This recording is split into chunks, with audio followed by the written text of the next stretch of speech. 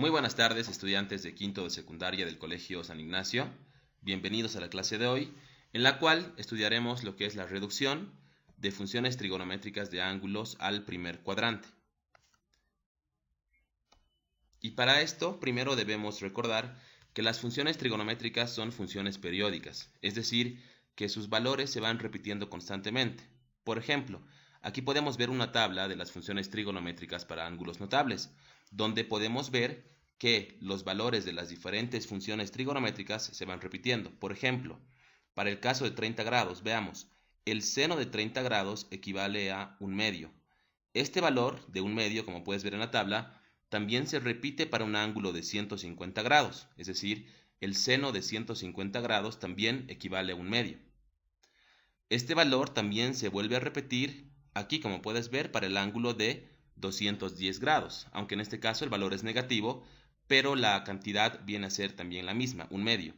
Es decir, el seno de 210 grados es igual a menos un medio, y este valor también se repite para el ángulo de 330 grados. El seno de 330 grados también es igual a menos un medio.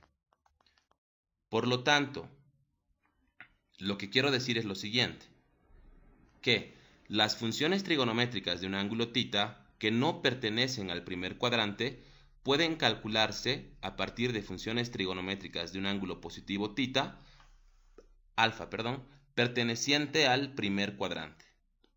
Lo que habíamos hablado en el ejemplo de la tabla, aquí podemos ver, por ejemplo, las funciones trigonométricas de estos tres ángulos que no pertenecen al primer cuadrante han sido reducidas al primer cuadrante, es decir, el seno de 150 grados es igual al seno de 30 grados y este ángulo pertenece al primer cuadrante.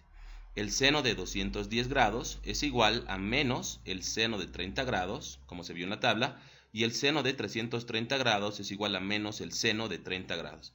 Entonces, en este caso, habríamos reducido las funciones trigonométricas de estos tres ángulos que pertenecen al segundo, tercer y cuarto cuadrante, respectivamente, para un ángulo del primer cuadrante.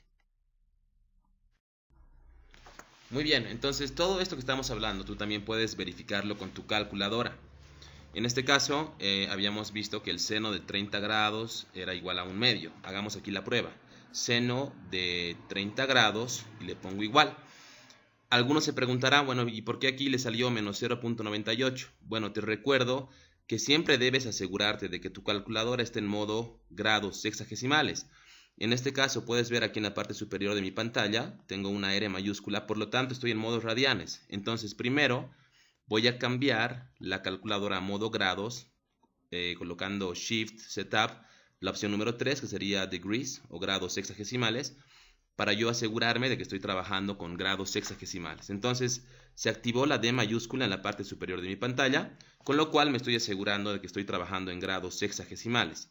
Entonces ahora le ponemos el seno de 30 grados y va a darme igual a un medio, como puedes ver ahí, como fracción o si quieres con decimales, 0.5, que es igual al seno de 150 grados, le ponemos igual y sigue ahí el mismo un medio.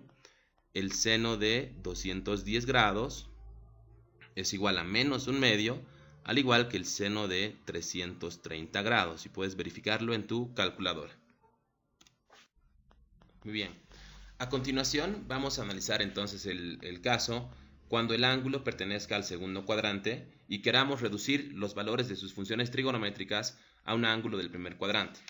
Entonces, para esto vamos a empezar graficando un ángulo cualquiera del segundo cuadrante. Ahí estamos dibujando el lado terminal del ángulo y también vamos a dibujar el ángulo que, bueno, en este caso aproximadamente vale 135 grados el ángulo. Voy a proceder a graficar las líneas seno y coseno de este ángulo para que tú también puedas ver que estos segmentos de recta son equivalentes para un ángulo del primer cuadrante, es decir, miden lo mismo. Entonces voy a empezar graficando la línea seno para este ángulo θ, que la puedes ver aquí en color naranja. Esta línea representa el seno del ángulo, cuya medida obviamente representa el seno de este ángulo que vale 135 grados. Aproximadamente, si puedes ver en la gráfica, el seno de este ángulo sería casi 0.7, un poquito más tal vez, ¿no? Entonces ahora voy a graficar la línea coseno del ángulo, que vendría a ser este segmento en color celeste. este segmento representa el coseno del ángulo alfa, que tú ya sabes que por estar el segmento hacia la izquierda del eje Y, entonces obviamente va a ser negativo. Muy bien. A continuación lo que voy a hacer es proyectar este ángulo del segundo cuadrante hacia el primer cuadrante como si tuviera un espejo en el eje Y. Entonces voy a empezar prolongando el coseno del ángulo hacia este segmento. Perdón, creo que se me alejó un poquito la imagen. Vamos a aproximarnos otra vez. ¿Ya? Entonces empezamos dibujando ese segmento. Aquí está, un ratito. Muy bien. Estamos prolongando el coseno del ángulo θ hacia el primer cuadrante, ¿sí? Y voy a dibujar el lado terminal del ángulo del primer cuadrante, que vendría a ser el siguiente segmento.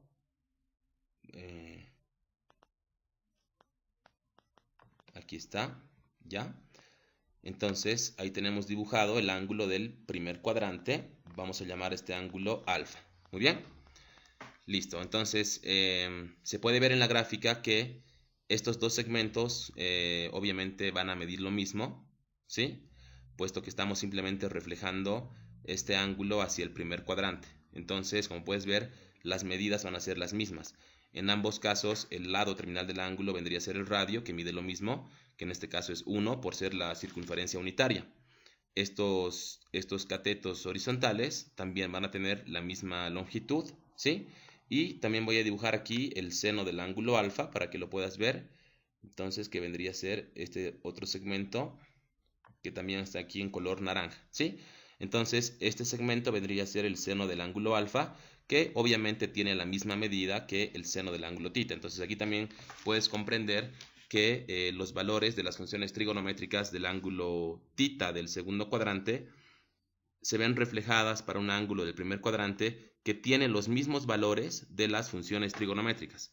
Claro que los signos pueden cambiar, pero se entiende que las medidas son las mismas.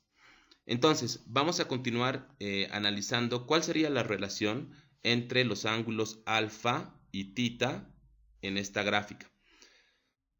Puesto que hemos reflejado este lado hacia el primer cuadrante, entonces, si te fijas en el triángulo rectángulo que hemos formado acá, este que lo estoy señalando con el mouse, este triángulo rectángulo es exactamente idéntico al triángulo rectángulo que tengo por este lado en el segundo cuadrante.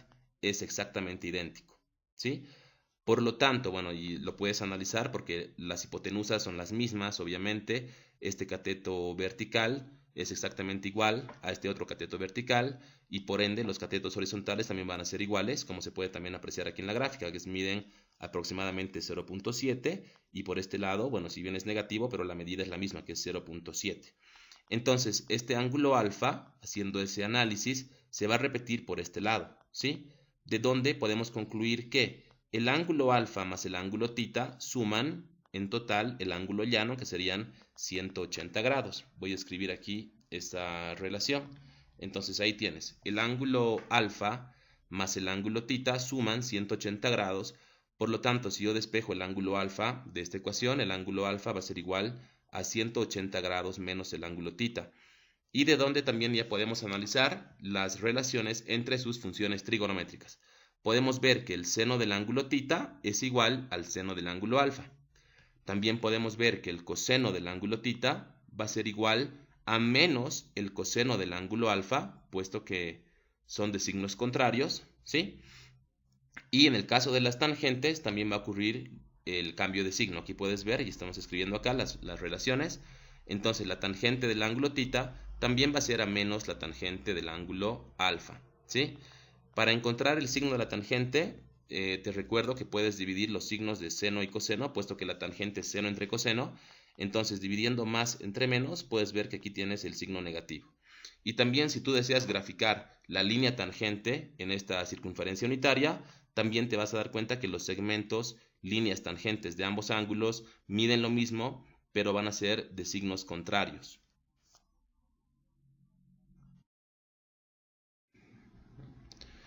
Y para terminar, la siguiente rima. Bueno, pues en esta ocasión yo quiero recordarles que esto no es una vacación y quiero que sepan que mi intención es que ustedes mejoren su noción, de lo que significa la reducción de una función trigonométrica al primer cuadrante. Gracias por su atención.